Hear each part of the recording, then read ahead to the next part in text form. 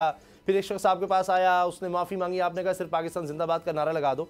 तो ऐसा खदशा था आपको कि ये दोबारा उसी तरह शहर शहर घुमाया जाएगा? और जिस तरह सदीक जान ने कहा कि इनको तो ये बताया गया कि जी अब तुम्हारा दोस्त अब लंबे अरसे के लिए अंदर गया है। इस्लामाबाद में उसामा भाई एक मुकदमा हो सकता है, इस्लामाबाद में एक मुकदमा हो सकता है मेरे ऊपर, और उसकी एक प्लानिंग की गई थी, लेकिन क्योंकि मुझे बाइज्जत बरी कर दिया गया लाहौर वाले केस में, तो उसके बाद फिर इस्लामाबाद वाला मुकदमा नहीं हुआ।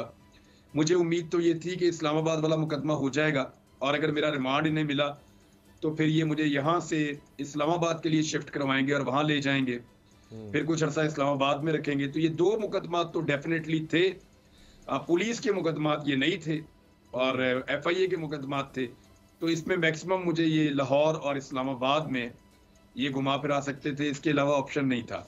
अगर पुलिस के मुकदमात करवा लेते, फर्ज करें ये कराची में, हैदराबाद में या बलूचिस्तान में, मेरे ऊपर पहले भी पाकिस्तान के 3 सूबों में मुकदमात मेरे ऊपर पहले भी हैं। तो बलूचिस्तान का मुझे अभी कोई मुकदमा मिला नहीं है, हो सकता है वहां पे भी हो, लेकिन सिंध में, पंजाब में और खैबर पख्तूनख्वा में मेरे ऊपर मुकदमात पहले भी हैं। तो वो देखना ये था, मुझे इस बात का इंतजार था कि और क्या होता है। लेकिन अदालत से ही हमें हमेशा रिलीफ मिलता है, हमारे जजेस हमारी आखिरी उम्मीद होते हैं अल्लाह रब्बुल इज्जत के बाद। तो वो मुझे वहां से जो है बाइज्जत बरी में हो गया। सही। सिद्दीक, आपका सवाल।